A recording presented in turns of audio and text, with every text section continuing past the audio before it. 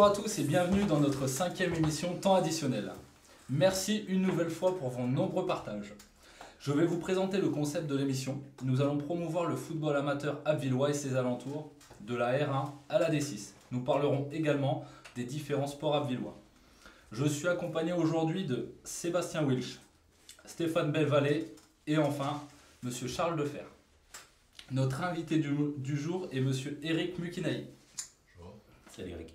Salut Eric. Dans notre sommaire, nous aurons résultats de la R1 à la D6, l'interview vocale, le challenge de la barre et enfin la chronique Balance ton sport qui sera un petit peu différente aujourd'hui car Cathy n'est pas là. Donc elle nous a posté une petite question qui sera diffusée en direct sur la chronique Balance ton sport. Donc pour vous remercier par vos nombreux partages sur les réseaux sociaux, aujourd'hui avec toute l'équipe de Temps additionnel et Kevin Béliard, le fondateur de la société Beekeeper, nous avons décidé de vous faire gagner le jeu FIFA 2021 et de vous l'envoyer chez vous. Pour cela, il fallait répondre à cette question. En quelle année a été inauguré le stade Paul Delic? La réponse est 1922, plus précisément le 24 septembre. C'est Kevin de Beekeeper qui va procéder au tirage au sort en direct.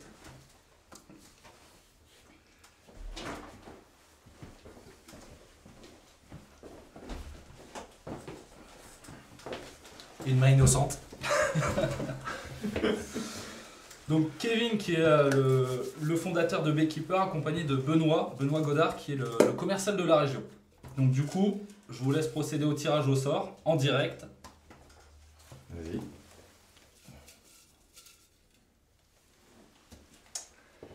Le gagnant est Even Manouvrier. Bon, là, je vais Even Manouvrier.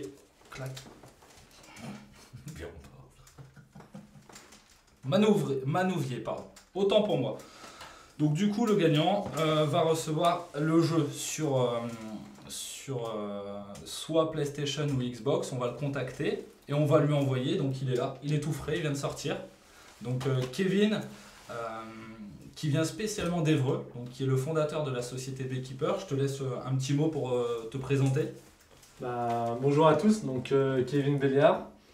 Je suis l'un des fondateurs, parce qu'on est deux, de la société Beekeeper Sport, donc de la marque Beekeeper, qui en fait c'est des gants de gardien de but à prix vraiment attractif pour que ce soit un gardien de D1 ou de R1 puisse avoir l'opportunité d'avoir des gants de qualité.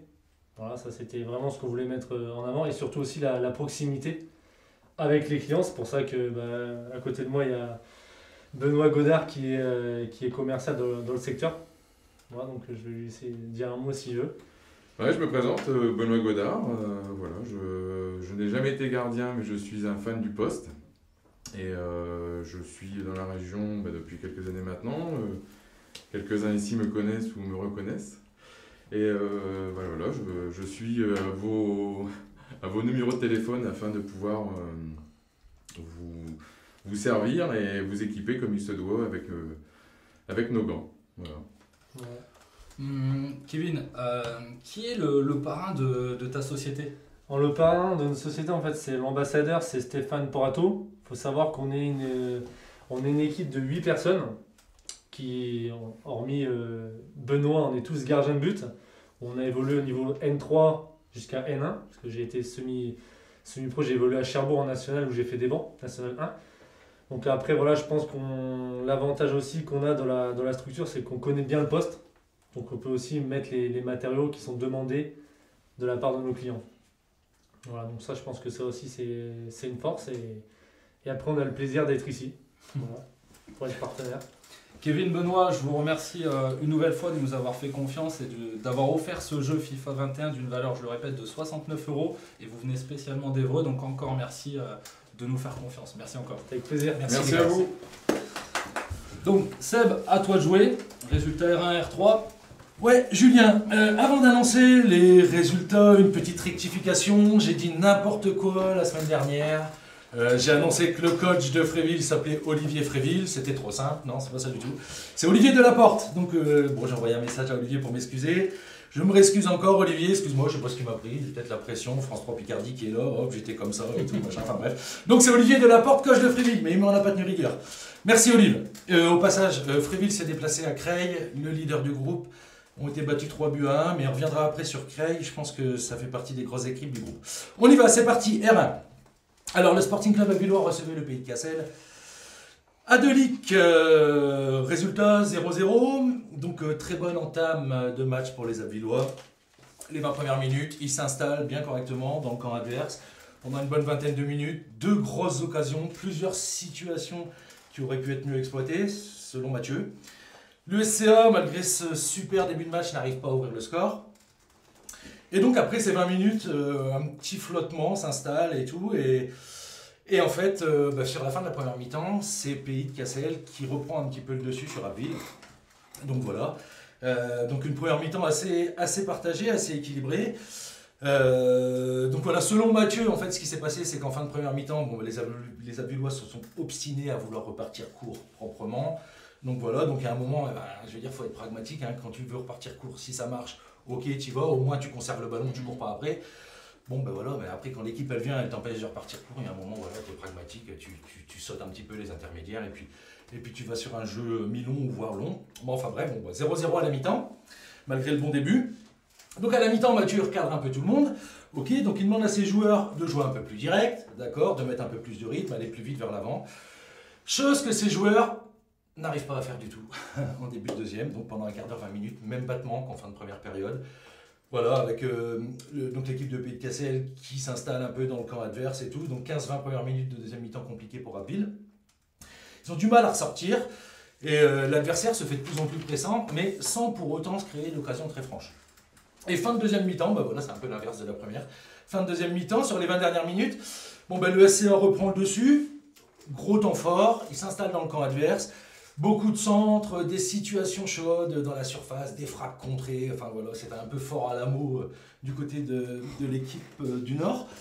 Et donc finalement, Abbeville n'a pas réussi à marquer 0-0 et aurait pu même être sanctionné en fin de match, sachant que le Pays de Cassel trouve le poteau sur un contre en fin de match. Donc le nul est un peu frustrant selon Mathieu Valois. Selon lui, l'équipe aurait dû l'emporter, aurait surtout dû capitaliser sur la domination de la première mi-temps.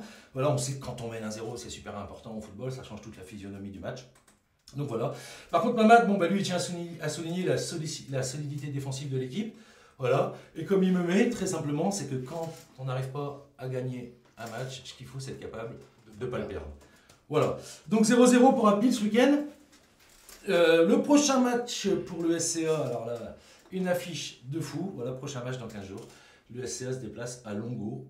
Le SCA de Mathieu Valois se déplace à Longo. Le Longo de Sébastien Léraillé. Ça nous annonce un bon match et beaucoup de choses à dire. Et je pense que j'aurai le retour des deux coachs. Donc, vivement cette confrontation. Ok, Sébastien qu'on embrasse au passage et Mathieu pareil. Donc là, Marc-en-Barreuil contre Mianet. Marc-en-Barreuil, grosse équipe du Nord. Donc, Seb. Une réserve de N3. Donc voilà, donc Mianet se déplace à Marc. Mianet s'est incliné 3-0. Un score assez logique, hein. Mianet continue d'apprendre. Hein, je rappelle, ils sont promus en R2. Donc selon Stéphane Deveau, il y a du mieux, mais c'est pas encore suffisant pour vraiment capitaliser en termes de points. C'était le deuxième déplacement consécutif pour les Mianéens dans le Nord. Voilà, donc une bonne première demi-heure pour Mianet, qui fait à peu près jeu égal avec Marc en Barreuil. Voilà, au bout d'une demi-heure de jeu, Marc en Barreuil trouve la marque, 1-0, hein, je rappelle, en réserve de N3. Donc voilà, un match qui s'est déroulé sur synthétique. Donc voilà, ceux qui ont joué au foot, ils savent que quand tu as l'habitude de jouer sur un terrain gazonné, Eric, pardon, excuse, ça va être dur de ne pas t'appeler par ton surnom. Donc voilà, c'est toujours compliqué de s'adapter. On sait que par chez nous, il n'y en a pas énormément des terrains synthétiques. Voilà, c'est pas une excuse, hein, mais voilà, c'est important pour le contexte. Donc 1-0 au bout d'une demi-heure de jeu, donc 1-0 toujours à la mi-temps. Voilà, alors jusqu'à la 70e, j'ai eu Steph au téléphone, il m'explique que voilà, tant que ça fait 1-0, voilà, on y croit, ils ont toujours l'espoir, la possibilité d'égaliser. Et donc 70e minute, deuxième carton jaune de Valentin Mélier, expulsion donc à la 70e, et sur le coup franc, 2-0. Bon, voilà. Donc 2-0, c'était un peu la fin des espoirs. Et enfin 3-0 à 10 minutes de la fin pour Mianet, donc encore un match compliqué, mais je rappelle, il continue d'apprendre. Juste un petit rappel, voilà, donc Mianet il n'a toujours pas marqué depuis le début du championnat en 3 matchs. Ça peut s'expliquer, voilà, il y a notamment Laurent Anquès qui s'est blessé, qui s'est fait les croisés. Je pense que la saison À mon avis, elle est compromise pour Laurent.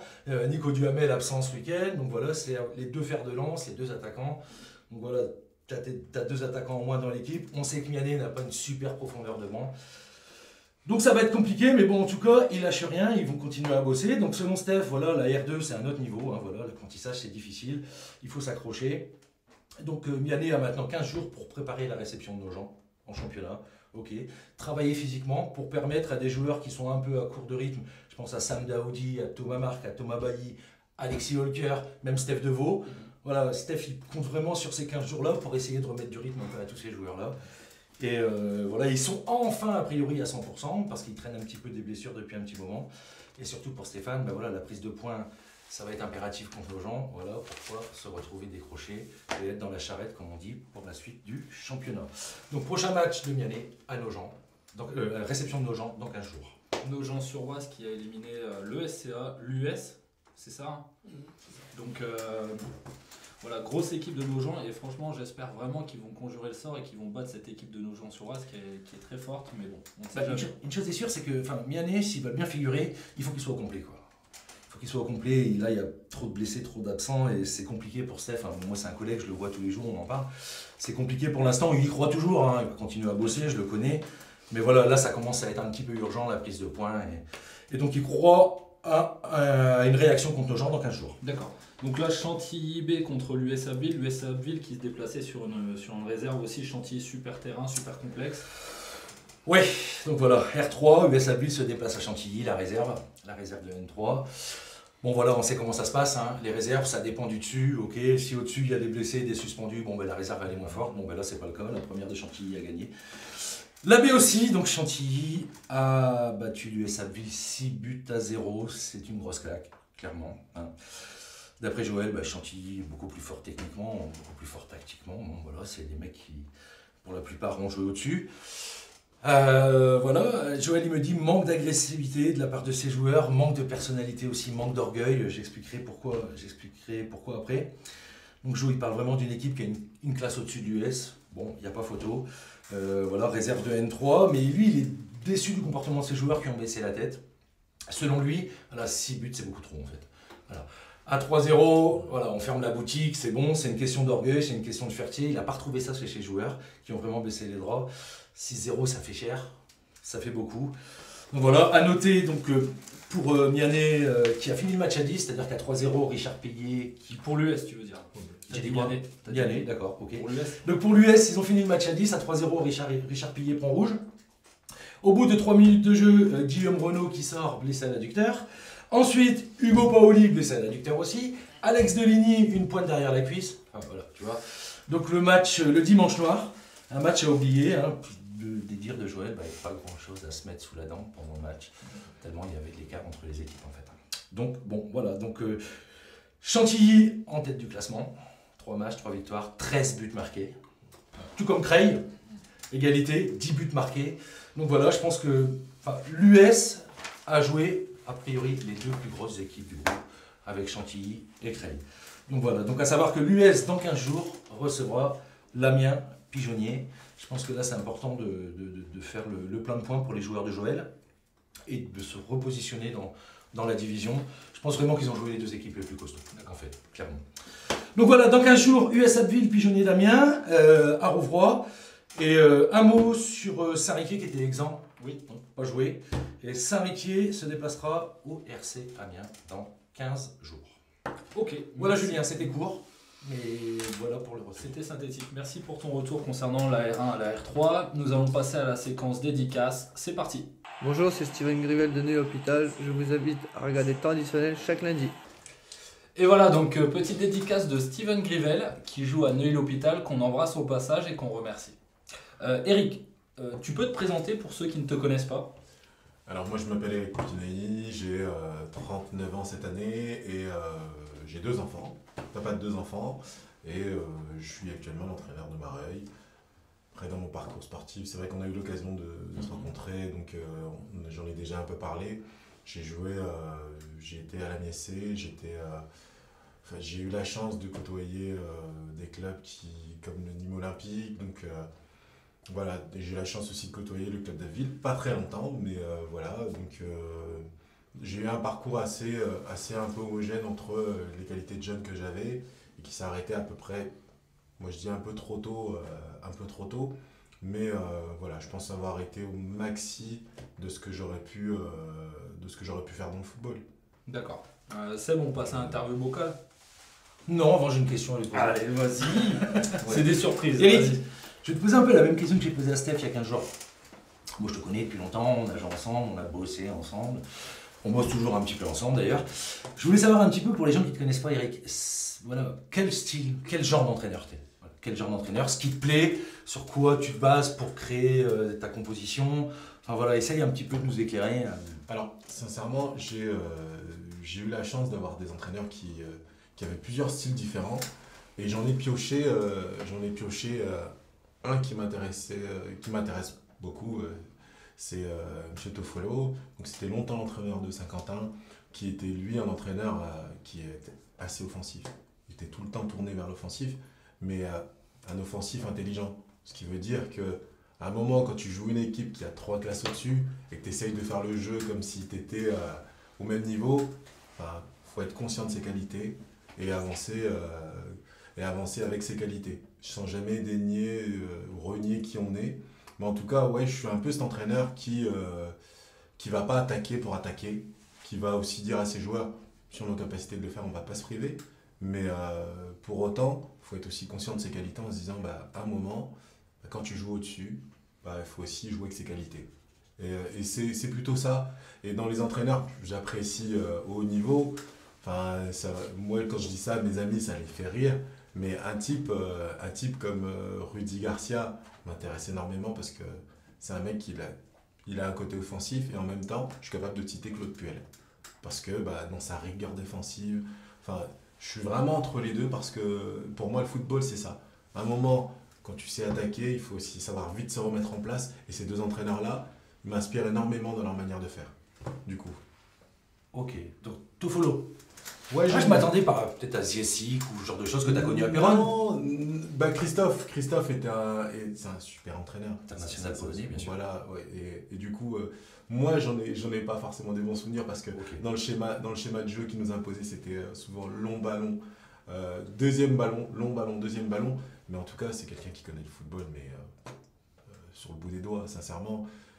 Après, dans mon passage à Péronne, c'est vrai que j'ai pas l'impression d'avoir appris beaucoup de choses dans le sens où je sortais de formation et que on était quand même une équipe assez cohérente. Donc, mais c'est vrai que le système de jeu, long ballon, deuxième ballon, long ballon, deuxième ballon, c'était un peu fatigant. Ouais, caricatural en plus. Ouais, l'adversaire, il s'aperçoit de ça. Après... À sa décharge, tu gagnes quand même les matchs. Ah bien sûr, non, mais il y a plusieurs façons de gagner les matchs au football, c'est clair. Mais en tout cas, c'était pas la période que j'ai aimé le plus sur le terrain, du moins. Ok, d'accord. Tu joues quel poste là-bas? Alors, j'ai joué milieu défensif et j'ai terminé attaquant. Ok. Donc tu faisais les déviations de la tête sur les gelons en fait. Pour dire l'ambition offensive du coach, j'ai jamais eu l'âme d'un attaquant, donc du coup c'était long ballon, deuxième ballon. Okay. On a eu la chance, on avait la chance d'avoir un super attaquant, il s'appelait Omar Diallo, qui avait marqué 20 buts en CFA la saison d'avant, qui était juste extraordinaire, il marchait sur l'eau. Puis le pauvre, il faisait 1m75, donc long ballon, deuxième ballon, le pauvre, il n'a pas trop bien vécu. J'imagine. Eric, tu veux bien, s'il te plaît, nous tirer un petit papier? Numéro 5. Numéro 5. Eric, ton meilleur souvenir dans le football? Mon meilleur souvenir dans le football? Alors, mon meilleur souvenir dans le football, il y en a pas mal. C'est... Tu peux nous en donner deux? Non, mais... Aujourd'hui, je ne mettrai pas la Coupe de France, je ne mettrai pas.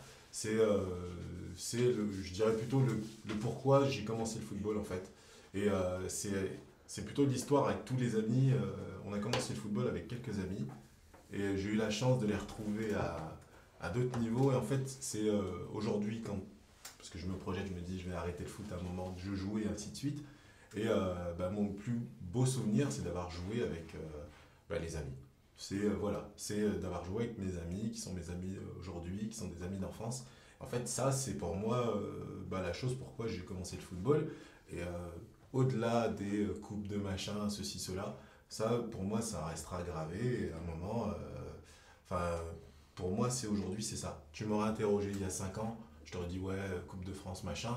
Mais aujourd'hui, c'est pourquoi j'ai débuté le foot. C'est parce qu'on voulait être ensemble, profiter. Puis voilà, aujourd'hui, c'est ça. Et d'avoir vu aussi le parcours que les amis ont fait. Et tout ça, ça me fait surkiffer, en fait. Parce que je me suis dit, on a vécu notre passion, mais à 200%. Parfait. Ok. Merci Eric. Merci. Eric, moi j'ai une question. Je sais que tu as arrêté d'entraîner après tu étais entraîneur-joueur. Je voulais savoir qu'est-ce qui t'a motivé à reprendre justement le job d'entraîneur cette année à Mareuil. Qu'est-ce qui a fait qu'une période d'inactivité, hop, tu reprends. Qu'est-ce qui t'a motivé à reprendre le club de Mareuil en tant qu'entraîneur? Je vais te dire la passion aussi, mais aussi des dirigeants qui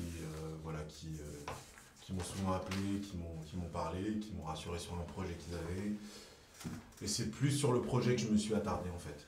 Et parce que j'étais très bien chez moi, j'étais en famille. Et j'avais pas forcément le besoin de retourner au foot. Parce que j'avais d'autres objectifs, j'ai une stabilité, Et je me suis dit, pourquoi pas au début, c'était une longue période de réflexion parce que je me suis dit, bon allez, tu vas pas aller t'embêter sur les terrains de foot, qu'est-ce que tu veux te prouver à toi, pas par ego, mais qu'est-ce que tu veux te prouver de plus en fait. Et finalement ils ont su trouver les mots en me disant écoute, qu'ils avaient besoin aussi, et moi en me disant tiens, je suis un homme de challenge, pourquoi pas aller dans ce club qui était déjà structuré, mais sans connaître trop. Et puis j'ai fait un peu le tour, j'ai questionné un peu les gens parce que j'aime bien me renseigner un peu comment fonctionnait ce club. Et les gens m'ont dit que c'était plutôt un club où c'était assez familial et c'était un petit peu cet environnement que moi je recherchais un peu. Voilà. Et donc j'aurais pas rapidement dit oui, mais ça a été l'une des motivations pour lesquelles je suis venu, parce que c'est un club qui aspire à grandir et aussi parce qu'il y a un côté familial qui est très important. D'accord. En tout cas, on est très content de te revoir en tant qu'entraîneur dans le championnat du district. C'est un vrai plaisir. Bébel, on passe... Pourtant, il avait un club à 50 mètres de chez lui. Hein. Ah, lequel? Ah ouais. Lequel, dis-moi? Je sais pas, t'habites où? J'habite pour Rémi. Ah, d'accord, donc... Il a fait le choix de partir à Mareuil. Alors, on va débriefer de la D1 à la D3. Donc, Amiens AC 3 contre le SCA 2. 3-1 pour l'Amiens AC. Buteur Émile de Bayancourt encore. Et là, j'ai de poser quand même la question à Flo Séchère. Il joue latéral gauche. C'est même pas leur attaquant, c'est le latéral gauche qui marque tous les week-ends. Tu le connais un peu? Alors, on a joué contre le SCA. Et c'est un jeune qui, pour moi, a des qualités. Je pense qu'il va forcément progresser, mais il a une qualité offensive qui est pas mal. Quand il part de loin, ça fait vraiment très mal. La preuve, il a encore marqué. Bon, ils ont perdu 3-1 à Amiens-Nord, mais c'est encore lui qui marque. Contre vous, il a marqué. De toute façon, je crois que depuis qu'on a commencé l'émission, je crois qu'il a marqué à chaque fois. Donc, le retour de Flo Séchère, coach du SCA2. Juste après avoir pris le premier but, on égalise dans la minute qui suit. Il termine bien la première mi-temps. En deuxième mi-temps, ils se sont totalement éteints. Plus de jus, plus rien. Ils concèdent 2 buts et ils n'en reviendront jamais dans la partie. Il se dit déçu de la deuxième mi-temps, mais il sait que son groupe va rebondir, qu'il est jeune et qu'il il compte sur le prochain match à Arondel pour reprendre des points. Ils recevront Arondel. En D2 groupe A, US2 Mareuil. Donc 1-0 pour Mareuil, but Bilal Absa. Ababsa, qui est un bon petit garçon en plus, très gentil, très bien. Une semaine après leur victoire, donc les retours de Johan Deren, coach de l'US. Une semaine après une belle victoire face à Pont-Ami, le week-end de l'US fut autre. Il se dit déçu de l'engagement de ses joueurs. Mareuil mérite amplement sa victoire et sans quelques arrêts de son propre gardien, ça aurait pu être plus lourd. Ils n'ont pas existé offensivement du tout pendant ce match. Il espère que ces joueurs vont se remettre en question pour le prochain match. Eric, toi, ton retour par rapport à le match de ce week-end? Je suis un peu d'accord forcément avec les analyses de Yo, même si en deuxième mi-temps ils ont vraiment bougé. Hein. Les 15 premières minutes, ils nous ont vraiment bougé et ils sont revenus avec un autre état d'esprit. Mais à contrario, nous on a été rigoureux, chose qu'on n'avait pas été depuis très longtemps. On est aussi tributaire de pas mal de blessés, donc, ce qui est dommage pour nous parce que ça nous enlève aussi de la qualité de jeu. Mais vraiment sur le retour, le match, je suis d'accord avec Yo, sauf qu'ils auraient pu égaliser également en fin de match parce qu'ils ont énormément poussé. Puis voilà, moi j'ai rien d'autre à dire que mes joueurs ont fait un très bon match et puis voilà. C'est important. Détroit groupe A, Cambron-Mers, 5-0. Buteur pour Cambron, Corentin Gras, Christopher Gremet, Christopher Boucher et Rémi Delettre. Le retour de Jean-Louis Plancard. Donc Jean-Louis ne retiendra que le résultat. Ils n'ont jamais réussi à mettre du rythme, ils ont joué à leurs mains. Ils auraient pu mettre plus d'application face à une équipe qui est en dessous d'eux. C'est ce qu'il veut vraiment chercher parce que Jean-Louis voudrait que lors de ce genre de match, il en profite pour mettre en place certaines choses qu'il voudrait voir dans les gros matchs, parce que les gros matchs arrivent pour son équipe là, dans les week-ends à venir. Il reconnaît que Mers a eu un très bon état d'esprit, en prenant 5 buts quand même, qu'ils ont toujours continué à jouer. Voilà. Donc Cambron est leader dans ce groupe, bien sûr, ils ont 4 victoires, et il se déplace à Blangy, qui n'est pas évident, sais. C'est pas évident d'aller jouer à Blangy, donc voilà, le premier test, on va dire, pour Cambron se passera à Blangy. D'accord. Le prochain match. Nouvion, alors Détroit groupe B, Nouvion-Alencourt. Donc 3-1, buteur pour Nouvion, Julien Gory, Thomas Bouquillon, Stéphane Levé. Buteur pour Alencourt, Alan Triquet. Donc pour Christophe Guillot, coach de Nouvion. Nouvion a fait un match sérieux, une première mi-temps maîtrisée. Ils mènent à 0 sans être inquiétés. Ils reviennent des vestiaires avec l'intention de redémarrer fort et ils marquent 2 fois. Ils accentuent leur avance. Ils gèrent le match, mais au lieu de ça, non, ils ne gèrent pas vraiment son match en fait. L'équipe s'écroule totalement physiquement. Nouvion n'arrive plus à sortir et Alencourt même rate un péno et finit par réduire le score. Ils finissent quand même le match à 3-1. Voilà. Il me dit qu'il reste toujours en course pour la montée. Bon, après 4 journées, on ne peut pas toujours tirer des enseignements, mais bon, il se dit toujours. Le retour de Jean-Christophe II, coach d'Alencourt, que Bobby a dû bien connaître. Il craignait ce match. Il avait peur du match d'après la Coupe de France.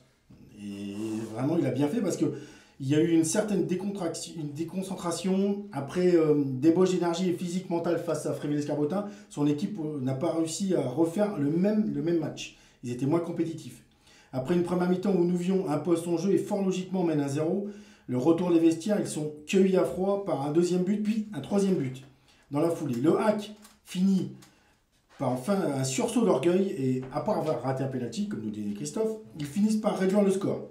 Il espère que ces joueurs vont se remettre la tête à l'endroit assez rapidement après avoir digéré les 2 défaites, parce que même s'ils ont fait un bon match contre Fréville, c'est une défaite. Là, c'est une défaite encore. Il veut vraiment dès le prochain se relever et y aller. Il se dit déçu mais pas battu. D'accord. Bon, après, ça, c'est souvent sur les après-matchs de Coupe de France. Là, ils étaient au 4e tour, ils ont perdu au pénalty. Tu as toujours encore la tête dans la Coupe de France, l'euphorie que ça a suscité autour de ça. Et quand tu reviens à la réalité en championnat, tu te fais cueillir à froid et c'est ce qui s'est passé avec Alencourt. C'est exactement ça. Ok, écoutez, là, je vous laisse découvrir les résultats avec les buteurs de la D1 à la D3. C'est parti.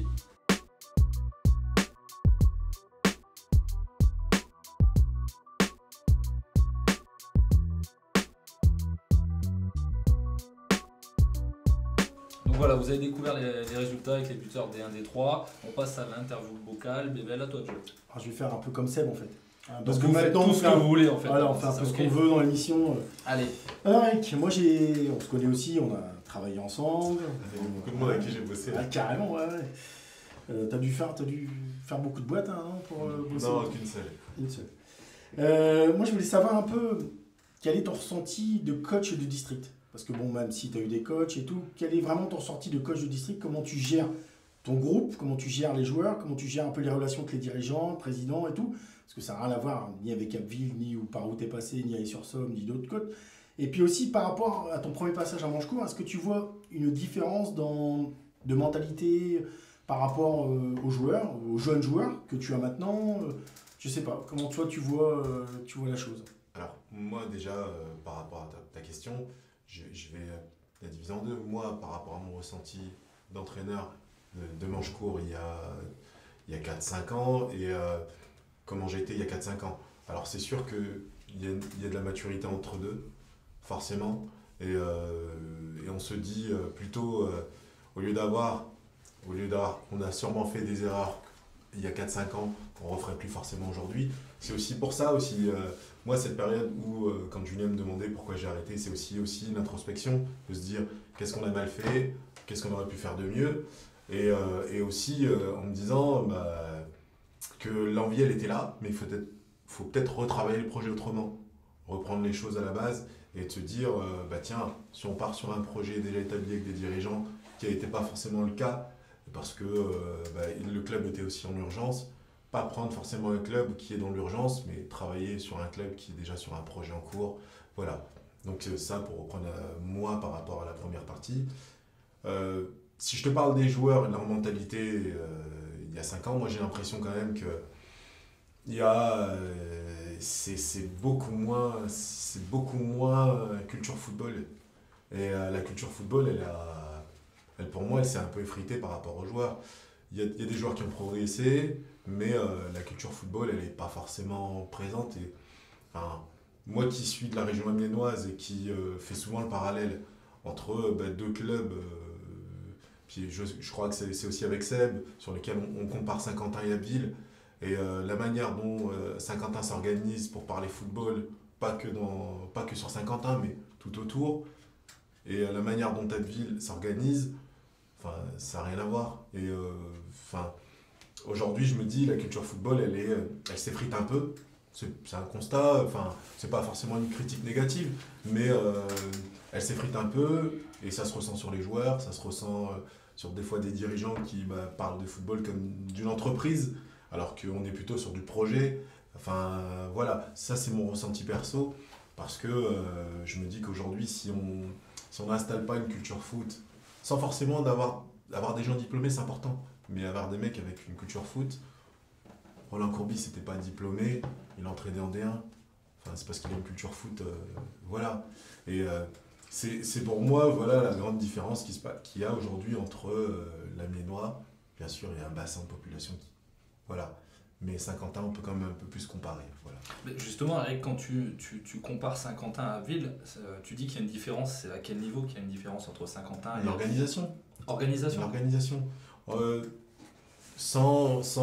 Alors, je vise pas du tout le SCA ni dans sa manière de fonctionner. Non, mais c'est de comprendre voilà. en fait cette différence. C'est juste ce qu'ils ont mis en place Saint-Quentin, c'est que très rapidement, il y a près d'une dizaine d'années, donc aujourd'hui ça fait 20 ans, c'est qu'ils sont vite appuyés sur les jeunes du secteur.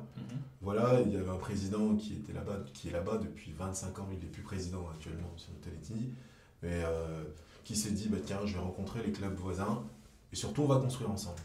Nous, on est le club qui met un peu la région en avant, ou la ville, ou ce que tu veux, le bourg en avant, mais par contre, voilà, on va travailler ensemble, on va se mettre autour d'une table, il est allé les rencontrer, chacun à leur tour, en expliquant le projet du club. Et voilà. Et puis voilà, donc aujourd'hui, je ne sais pas si ça se fait ou pas au niveau du SR, mais en tout cas, c'est des initiatives qu'il faut prendre, je pense. Nous, petits clubs, on a besoin de se dire, tiens, le SCA, il travaille comme ça, et de savoir comment il travaille.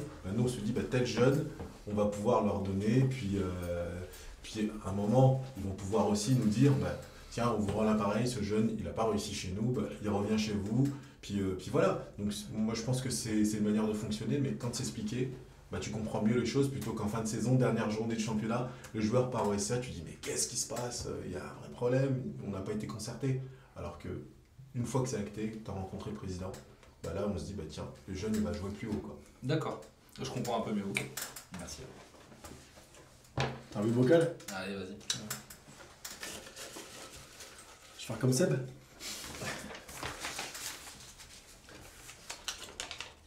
Numéro 10, ton numéro. Écoute, Eric, est-ce que tu as des superstitions les jours de match ou des gris-gris? Non, j'ai pas de gris-gris, mais il y a un moment, c'est une saison où on n'arrêtait pas de gagner. Du coup, tu laissais ton slip tout le temps. Non, parce que c'est ça, son truc. Voilà, c'est ça. Ouais. Je mettais tout le temps le même caleçon match. En fait, il fallait que je m'assure le mercredi, je me dis, il faut que je le lave le caleçon, faut que je le lave pour le dimanche. Et du coup, quand tu faisais 2 matchs dans la semaine, fallait prévoir vachement. Et donc du coup, le seul jour où je l'ai pas mis, on a perdu. Donc du coup, voilà. Ah ouais. Voilà. Donc, c'est vraiment fondé. Voilà. Il y avait un caleçon fétiche. Du S sur ton caleçon, du S.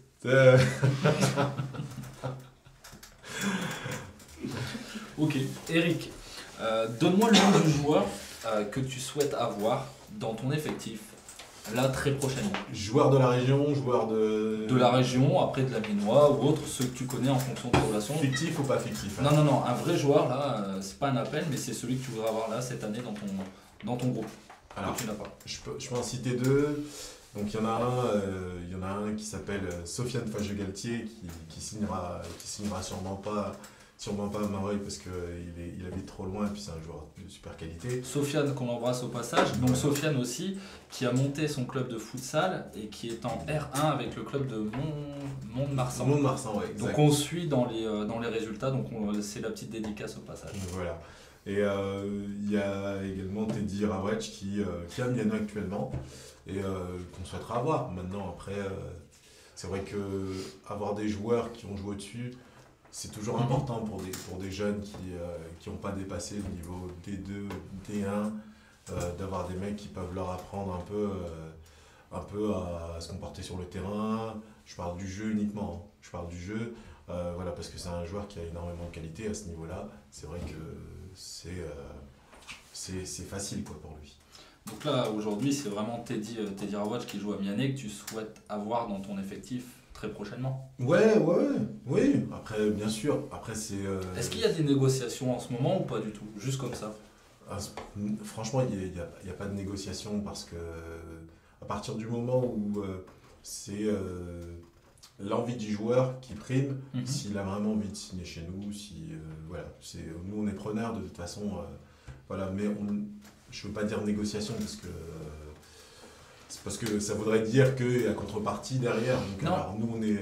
C'est plus au niveau des présidents parce qu'on sait très bien comment ça fonctionne. Quand tu as un joueur qui veut partir, il faut l'aval du président. Enfin, il y a plein de choses à prendre en compte. C'est plus dans ce côté négociation que je te parlais, savoir si tu avais déjà échangé avec Teddy, si tu avais échangé avec le président de Mianet. Bon, on parlait des bonnes formes d'Abbeville et de Saint-Quentin. Est-ce que tu as fait cette démarche-là justement? Alors moi, ce que j'ai dit aux joueurs, c'est qu'un président ou un entraîneur qui t'ont eu pendant X années, quand tu souhaites partir, la démarche est de se dire d'aller voir les personnes, et leur dire en face, oui, je souhaite à un moment partir du club parce que. Aujourd'hui, comme il n'a pas signé chez moi, voilà, moi je suis illégitime à aller voir qui que ce soit en me disant, lui, il a signé chez moi. Le jour où il aura dit clairement à son entraîneur, à son président, aux dirigeants qui l'ont quand même porté pendant 3 ans, parce qu'il fait des montées, il marque, voilà, la moindre des choses, c'est quand tu pars dans un club, voilà, et le club qui t'a rendu service également, donc c'est d'aller voir le président, d'aller leur expliquer ta démarche, en disant, moi c'est pas un manque de respect, c'est simplement que j'ai besoin d'autre chose à un moment de ma carrière. Puis voilà, et le football s'est fait de ça. Nous on a perdu également un de nos bons joueurs qui a signé à Mianet. Enfin voilà, c'est ça aussi. C'est ça aussi, c'est surtout mettre les joueurs là où ils ont envie d'être. Et aujourd'hui, si son envie elle est de signer chez nous, il n'y a aucun problème. S'il reste à Mianet, je lui souhaiterais vraiment bonne chance. Mais en tout cas, ouais, ça reste l'un des joueurs que j'ai envie de faire signer. D'accord, ok, écoute, au moins on a la réponse quoi. Le message est passé quoi. Le message est passé. C'est dit, tu sais ce qu'il te reste à faire si tu veux signer à Mareuil. Ou rester à Mianet. Ou rester à Mianet. Après, ça dépend. C'est son choix. C'est un ensemble. Charles, à toi de jouer. Vas-y. Donc, du coup, challenge de la barre. Donc, cette semaine, je suis allé à Milancourt voir les hommes de Dominique Boulogne pour le challenge. Donc, je vous laisse découvrir les images tout de suite. Prévost Benjamin, 21 ans, gardien de but.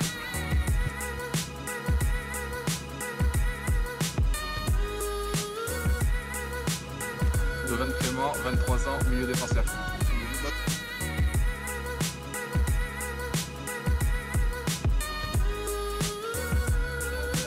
Fortini Florentin, 23 ans, défenseur gauche.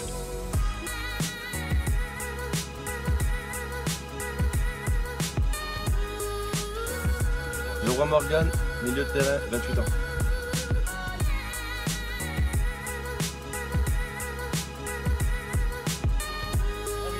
Michel Steven, 29 ans, attaquant.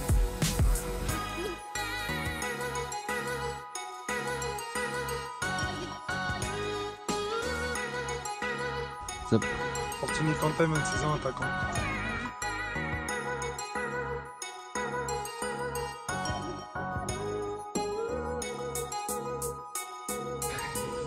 Aujourd'hui on était à Milancourt pour le challenge de la barre, donc celui qui a réussi Quentin Fortini. Donc au bout du combien de troisième essai, quelque chose comme ça, donc du coup tu es qualifié pour la grande finale en fin de saison. Et puis en espérant ramener la coupe à Milancourt. Voilà, allez à la prochaine. Donc voilà, Milancourt, donc le gagnant c'est Quentin Fortini, donc qui représentera son club. Donc du coup voilà. On va débriefer la D4 à la D6. Donc en D4, j'ai choisi le match Grand Lavier Milancourt qui était le Game of the Week. Du coup, le leader Milancourtois surpris par les jaunes et noirs. Invaincu jusqu'à présent, les joueurs de Dominique Boulogne s'inclinent 1-0. Donc un coup franc repoussé sur la barre par Benjamin Prévost, donc le gardien de Milancourt, et repris de volée par Benjamin Lecomte. Donc pourtant dominateur, Milancourt, malheureusement, ils ont manqué trop de réalisme. Dont un penalty aussi arrêté par Michael Maupin. Donc du coup Grand Lavier prend la deuxième place à 1 point de Vauchel en D4 et malheureusement Milancourt perd sa place de leader et descend directement à la troisième place. Ok, donc du coup sur ce Game of the Week, la pépite du match c'est Michael Maupin en fait qui a fait arrêt sur arrêt et qui sort un penalty à la 92e en fait, qui est une main dans la surface, normal, l'arbitre a sifflé penalty et il sort le penalty. Donc c'est Michael Maupin, vous avez décidé de le choisir et il a fait un super match, donc bravo à lui et bravo à Grand Lavier qui ont fait un match solide. Milancourt, le résumé a été fait, donc impeccable. Bravo à Michael Maupin pour la pépite du match. Milancourt quand même, Grand Lavier quand même assez costaud, hein, victoire 1-0 cette semaine. La semaine dernière ils avaient déjà gagné 1-0 contre Neuilly, donc c'est assez costaud et ils figurent bien dans le championnat de D4. En D5, j'ai choisi le match l'Auxilloise C contre Haï Vauchel. Donc là, festival de buts au stade Armand Gardin, 8 buts au total, donc c'était un match de bas de tableau. C'était avec ce résultat du coup Auxy remet déjà son compteur à 0. Parce qu'ils avaient -1 à cause d'un forfait lors de la première journée. Donc là, du coup, ils remettent le compteur à 0. Haï Vauchel prend la 5e place. Donc les buteurs sont pour Auxy, Loïc Glasson pour 2 buts, Étienne Fraser et Cédric Vessen, désolé pour la prononciation. Pour Haï Vauchel, Michael Gay et Geoffrey Tellier pour un triplé. A noter que Geoffrey Tellier, ça fait déjà pas mal de semaines qu'on suit l'équipe d'Haï Vauchel et il amène déjà son compteur à 6 buts. Et donc là je me suis amusé à faire cette semaine pour toutes les divisions, un classement des buteurs de toutes les divisions. Donc pour la D5, pour toutes les équipes qu'on suit, c'est Geoffrey qui prend la tête avec 6 buts. D'accord. Voilà. En D6, j'ai choisi le match, le titre C contre Quesnoy. Quesnoy, le club de notre invité de la semaine dernière, Geoffrey Lorson. Moi je me pose une question, c'est Quesnoy est-il inarrêtable? La question elle se pose parce que encore une victoire avec un score fleuve 8-0. Clairement les jaunes et noirs ils nous impressionnent. Donc c'était vraiment le match des extrêmes, hein. C'était le leader contre la lanterne rouge. Pas de surprise, 8-0. Donc Quesnoy toujours seul leader mais talonné par Cambroncé et Feuquier qui lâcheront rien. Et je le dis, je ne lâcherai rien. Et attention par contre à ne pas se relâcher. Parce qu'on sait que quand on joue des matchs comme ça tous les week-ends à gagner 7-8-0, ça peut être un peu compliqué pour pas faire de faux pas. Donc les buteurs pour Quesnoy, un triplé de Logan Malnar, doublé de Jean Grisel, Alan Goujon, Charles Gontran et Frédéric Tillette-Dacheux. Donc pareil, Logan Malnar avec son triplé prend la deuxième place du classement des buteurs de D6 avec 6 buts et Jean Grisel 3ème avec 5 buts. Donc voilà. Et pour le titre C, il va falloir vite relever la tête, parce que pour l'instant, 4 matchs, 4 défaites. J'en profite pour inviter les clubs à nous communiquer les scores et les buteurs le dimanche. Alors je sais que des moments c'est pas facile, surtout si on a pris une valise, on n'a pas forcément envie de donner son score. Parce que j'ai beaucoup de clubs cette semaine qui m'ont pas donné leur buteur ou le score. Bon, le score j'ai trouvé sur le site du district, mais les buteurs je les ai pas mis. Et malheureusement je les rentrerai pas dans le classement des buteurs. Voilà, j'ai juste à passer le petit message. Le message est passé. Après, l'objectif, c'est de mettre en valeur justement les joueurs qui marquent des buts et le club. Si nous, on n'a pas les résultats, c'est sûr qu'au bout d'un moment, on n'ira pas chercher les joueurs et les résultats. Et après, c'est la personne qui marque qui sera impactée. Mais dans l'ensemble, on a quand même beaucoup de résultats et de débriefs. Donc, encore merci, ce que disait Seb la semaine dernière. Maintenant, voilà, il nous manque quelques résultats. Donc, essayez de jouer le jeu. C'est vraiment pour vous. Après, nous, si on n'a pas les noms des buteurs, on ne les mettra pas. Voilà. Le message est passé, Charles. Pas de soucis. Question... non, les résultats du Exactement. Donc là, on vous laisse découvrir les résultats donc, de la D4 à la D6 avec le nom des buteurs. C'est parti.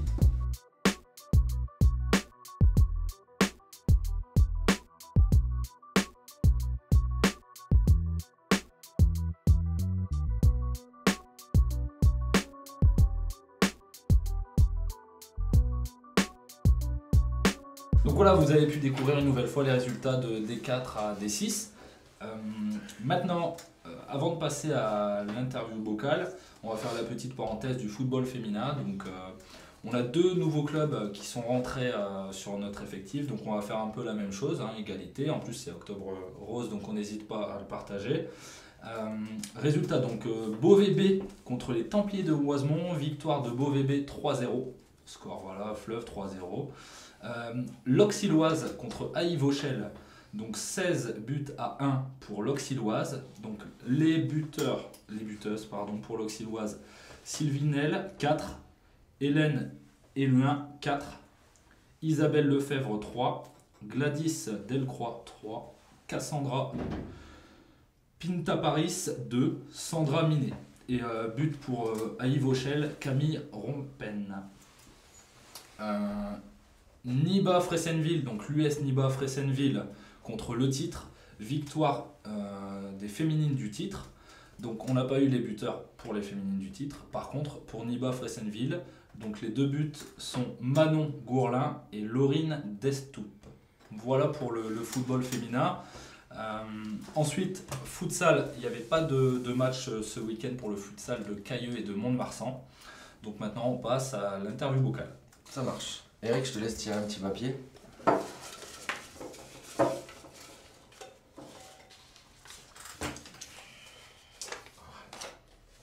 Numéro 1. Oh là là.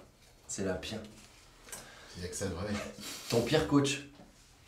Mon pire coach. Alors, je vais citer un entraîneur que j'ai eu. J'ai pas vraiment eu de pire coach parce que des fois ils m'ont tous mis sur le banc. Non. Voilà, moi il y a juste un entraîneur qui m'est revenu là il y a pas longtemps. C'était l'entraîneur des 18 ans nationaux à Saint-Quentin, quand j'avais la chance de jouer un peu au-dessus et qui lui m'a jamais adressé la parole.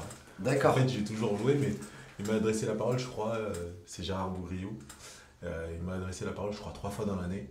Donc il faisait la compo, il disait toi tu joues, puis quand je redescendais en Gambardella en général c'est plutôt intéressant. Donc voilà, mais je dis ça alors que le type super niveau de football, il a entraîné à Arras, il a fait. Mais voilà, c'est l'expérience la pire que j'ai pu vivre parce que dans la relation avec un entraîneur, j'ai jamais aussi peu parlé. C'était bonjour, mise en place, discours, joue, tu sors. Pas d'explication. Donc voilà, après... Chacun sa méthode. Voilà. Ok. Et au niveau local ? Au niveau local ? Non, il n'y a pas de pire entraîneur que j'ai eu au local. Parce que j'ai pas eu beaucoup d'entraîneurs énormément. J'ai pas eu beaucoup d'entraîneurs qui... Non mais on a compris, t'inquiète, voilà. Il n'y a pas de souci.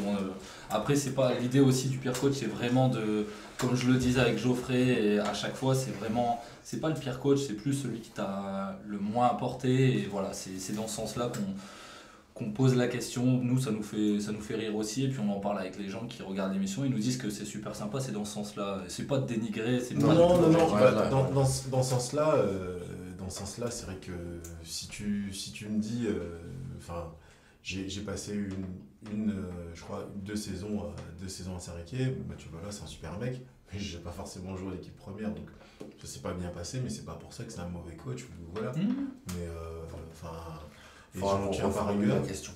Voilà. Non, après ça reste. Quelle est ta pire expérience, on peut dire, tu vois, plutôt que le pire coach? Ouais, après c'est un peu l'idée, mais on a compris et c'est important de le souligner parce que c'est pas d'incriminer les gens, quoi.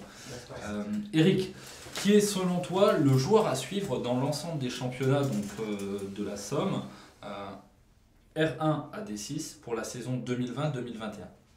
Alors je vais lui faire une petite dédicace parce que je trouve que lui il s'est blessé, c'est un petit jeune qui s'appelle Sam Daoudi.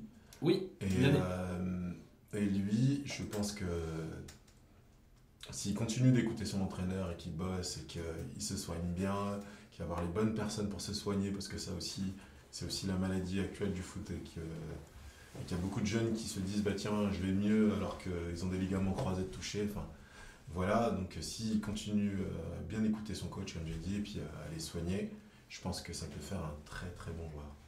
D'accord, donc Sam Daoudi. Et après, il n'y a pas que lui, hein, mais moi, pour le côtoyer, pour l'avoir vu jouer 2-3 fois, je pense qu'il a vraiment les qualités pour faire très mal. Et ça, justement, le petit Sam Daoudi, c'est pas un profil de joueur qui serait intéressant pour ton club? Alors, tous les bons joueurs sont des profils intéressants pour les coachs, hein, tu te dis, voilà, mais je pense qu'il faut lui laisser vivre ses expériences. Je pense que, moi, ma manière de voir le football, elle est pas de prendre un jeune pour dire d'apporter un plus à mon équipe.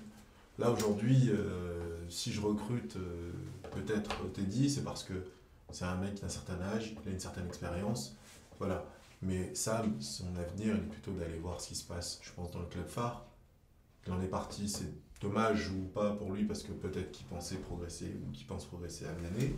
Mais pour moi, il faut toujours viser le plus haut pour ces jeunes. Parce que, je veux dire, dans la région, je ne vais pas utiliser le mot sinistre, mais des joueurs qui sont sortis d'Abbeville et qui sont à un autre niveau, qui sont passés de niveau au niveau national, enfin CFA2, aujourd'hui, c'est vrai que ça se fait de plus en plus rare.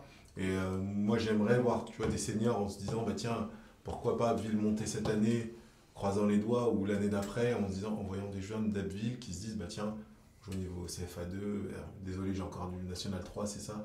Et voilà, l'objectif, c'est d'amener quand même des jeunes du territoire à se dire, bah tiens, à un moment, on peut évoluer avec des éducateurs formés, avec des discours cohérents. Et voilà, ça, c'est l'objectif. Moi, je pense à ça pour mon club. Je me dis qu'à un moment, il faut aussi laisser partir les mecs qui ont le niveau au-dessus dans des clubs avec des éducateurs qui peuvent les encadrer. Maintenant, te dire que je peux prendre un jeune qui a du talent comme ça, et oui, bien sûr, c'est flatteur pour mon effectif. Mais pour lui, je sais pas. Parce que le projet, c'est son projet qui doit être mis au centre de tout. C'est le jeune ou le moins jeune, mais c'est son projet. Et ça, les clubs ont plutôt tendance à voir le projet du club et le jeune après. Moi, je réfléchis différemment. Je me dis que le jeune, c'est son projet à lui.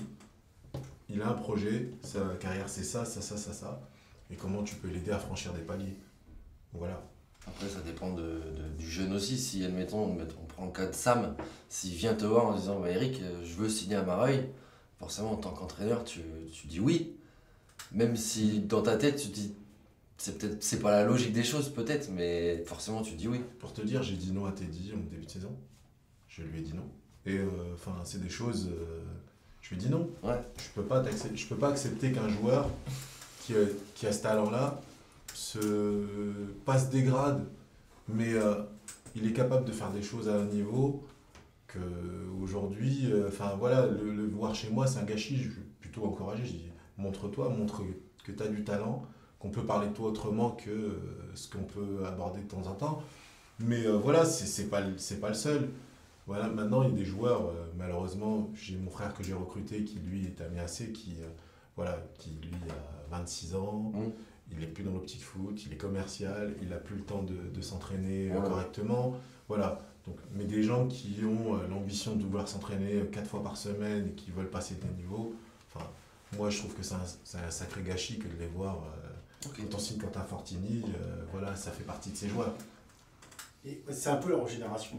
Ils sont un peu comme ça. Ils préfèrent jouer tous ensemble en dessous que vraiment vouloir se faire mal. On revient à la question que je te posais tout à l'heure. Hein. C'est ça que tu voulais que tu rebondisses là-dessus en fait. Sur le fait que je trouve quand même qu'il y a un gâchis par rapport au potentiel des joueurs là dans le Pontieux. Que les gamins préfèrent les jouer en D4, même en dessous, D5, D6. Et voilà, et ils n'ont pas l'ambition de signer même en excellence, enfin en D1, même en R3. Ou, non, ils préfèrent vraiment rester ensemble. On parlait d'amitié tout à l'heure, ils préfèrent être entre copains, se déshabiller dans un vestiaire, que d'aller avoir la prétention de jouer soit au SCA, soit déjà à Saraké, à l'US. Donc c'est un peu ça aussi. Hein. Après, chaque cas est différent. Je reprends le cas de Geoffrey Lorson. Il avait le choix de rester à l'US ou de sauver son club de cœur. Le geste est beau. Voilà, après il y a d'autres, on va revenir sur Quentin. Moi je le connais, il est à Milancourt pour être avec son frère, avec ses amis, etc. Il est peut-être pas assidu à l'entraînement, ou peut-être pour ça. Du coup, il cherche de la tranquillité et joue avec ses amis. Alors après, chacun voit son truc. Après, je trouve que ça apporte aussi un plus au club, aux petits clubs du coin. Ça les fait. Enfin, Milancourt, ils étaient quand même en D6 et là, ils sont arrivés en D4 en 2 ans. Ouais, je suis d'accord avec toi sur les entraînements. Pour moi, que tu joues à Milancourt ou bien que tu joues à Mianet, tu as toujours l'assiduité aux entraînements, c'est important. Donc, on peut reprendre l'exemple de Mianet. Mianet, avant d'arriver en R2, ils étaient quand même en district, ils étaient en quoi, D2, D1, et puis du coup, heureusement qu'il y avait ce vivier de joueurs, je pense à Alan Devine, tout ça, tous ces tauliers du SCA qui sont partis pour faire monter en compétence le club de Mianet et arriver à avoir un club de Mianet qui est quand même en R2, juste en dessous de la R1, c'est quand même énorme ce qu'ils ont fait pour un petit village, donc ça on le souligne pas assez. Moi je trouve que si c'est dans ce sens-là, c'est quand même positif parce que tu as quand même un vivier et plus on aura de clubs dans la ligue, exactement. Tout ce qui est R1, R3, ça fera monter en compétence les autres équipes. Et à donner un exemple, on a quand même l'US, on a quand même Saraké, on a quand même Mianet. Le SCA, c'est quand même important de se dire que sur AV, on a la possibilité de pousser des joueurs dans le niveau ligue, quoi. Enfin, moi, c'est ma vision. Après, les mentalités, bien sûr, elles changent. Mais bon, il faut s'adapter. Est-ce que les personnes ne sont pas à remettre en question sur le fait de ne pas réussir à les attirer ? Pourquoi Mianet attire des joueurs et pas d'autres ? Enfin, c'est un discours qui peut être très long, sur lequel on peut passer beaucoup de temps, mais bon, c'était un petit peu la petite parenthèse. Mais au passage aussi, moi j'aimerais qu'on parle aussi des entraîneurs, éducateurs qui, même s'ils sont à Mianet, même s'ils sont dans des différents clubs, et même en étant à Mianet avec des joueurs de R2, c'est très compliqué de manager aujourd'hui. Enfin, c'est aussi des mentalités qui ont changé parce que voilà, il y a une autre manière de voir le foot que des vieux comme moi percevaient avant. Et donc ils sont obligés de composer avec tout ça. Et que ce soit à n'importe quelle division aujourd'hui, tu parles d'un entraîneur de CFA2 qui va te dire moi je trouve que les mecs ils s'entraînent 4 fois ou 3 fois par semaine à 60%, et puis ils sont là, puis voilà, le contenu il est peut-être pas forcément consistant, tu vois, mais c'est des mentalités qui ont aussi changé, et les joueurs qui s'entraînent comme il faut en général, tu les revois forcément au-dessus. C'est logique. Ok Eric, nous passons à la coupure pub. C'est parti.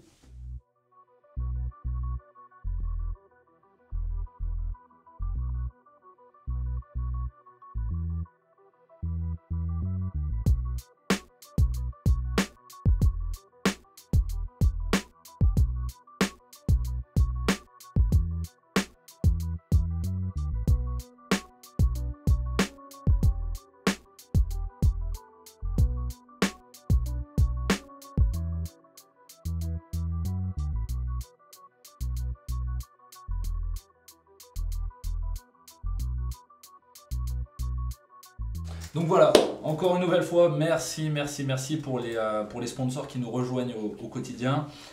Ça nous fait vraiment chaud au cœur et puis ça montre aussi l'intérêt pour notre projet. Maintenant pour la séquence Balance ton sport. Aujourd'hui Cathy n'est pas disponible car elle a, voilà, avec le travail elle n'était pas là. Elle nous a laissé une petite question. Donc c'est Bébel qui a la question. Donc pour Eric sur la séquence Balance ton sport. Donc Bébel, j'écoute ta question avec attention, parle bien fort pour Eric. Alors, elle ne peut pas être présente, mais elle voulait aussi te chambrer indirectement. Si tu n'avais pas été footballeur, dans quel sport t'aurais voulu exceller? Natation, vélo, gymnastique? Au vu de tes cuisses, elle se demande si t'as pas fait un autre sport que ça en fait. Non. Si franchement j'avais pas joué au foot, je pense qu'un sport comme le basket, ça m'aurait plu. La natation, bon, c'est un peu compliqué, vu les cuisses que j'ai naturellement. Non. Voilà, le basket, ça m'aurait bien plu. Puis j'ai découvert le body karaté il n'y a pas longtemps. Et voilà, c'est au passage chez Yann Defac qui organise ça tous les mardis. Et c'est quelque chose qui m'intéresse de plus en plus. Et je sors de plus en plus du football comme centre d'intérêt en général.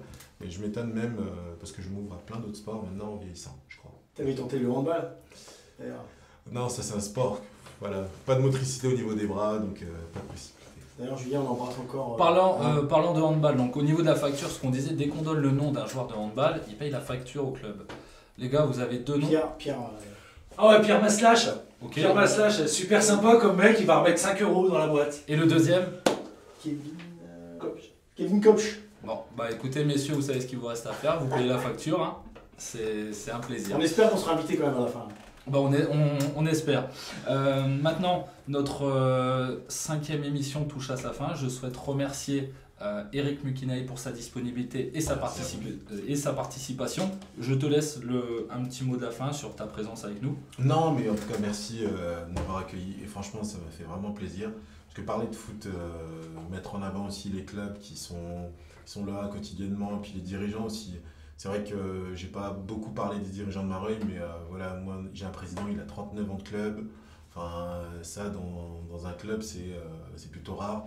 Avec François Clerc qui est dirigeant également, puis tous les bénévoles qui sont là au quotidien. Et les entraîneurs des petits, c'est vrai que c'est des travailleurs de l'ombre. Là aujourd'hui, je représente un club, mais c'est vrai qu'il y a beaucoup de monde derrière moi, donc ça aussi, il faut le souligner. Puis voilà, je voulais vraiment le mettre en avant, puis vous remercier de nous avoir donné l'occasion de m'exprimer. C'est un plaisir partagé, Eric. Merci à nos sponsors, donc Benoît Villhomme de la société Vetasport, Ali Ostur du restaurant Kebab Antalya, Yann Delinière de l'imprimerie SYD à Pont-Rémy, Brahim Benotman de la pizzeria Seven Pizza, Nourouda Rawaj de Saveur Spira, Aurélien Lacroute de l'entreprise média L'interview de Selka, et enfin le petit nouveau, donc Kevin Béliard de la société Beekeeper qui nous a fait le plaisir de se déplacer d'Évreux à Abbeville pour nous remettre le jeu FIFA. Merci beaucoup à vous et à Benoît aussi qui est présent. Merci à France 3, donc Laurent et Thomas pour le reportage sur notre concept d'émission donc qui est passé samedi soir sur France 3 Picardie. On est vraiment très fiers de ce reportage. Toute l'équipe travaille au quotidien pour récupérer les informations et tout.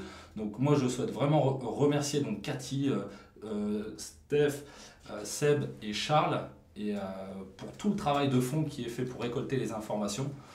Et aussi donc Andy qui nous fait Andy Knight qui nous fait le montage, qui nous aide pour la compile de cette émission car on monte en compétences, on a encore beaucoup de choses à apprendre, mais c'est grâce à ces personnes-là qui nous aident au quotidien qu'on peut relayer cette information et puis ce concept d'émission. Donc Andy, merci beaucoup, les gars, merci beaucoup aussi. Cathy, gros bisous au passage parce que ta séquence Balance ton sport, elle nous manque, balance ta culture, balance ta vanne. La semaine prochaine, elle sera là, elle sera déterminée avec plein d'infos, donc vous inquiétez pas. Et merci une nouvelle fois à vous pour votre fidélité. Vous étiez encore pour l'émission de lundi 10 000 à nous avoir regardés. On est super contents, on prend un vrai plaisir et à la prochaine émission. Merci encore. Les gars, venez, c'est parti. Je pense que ça va. Merci.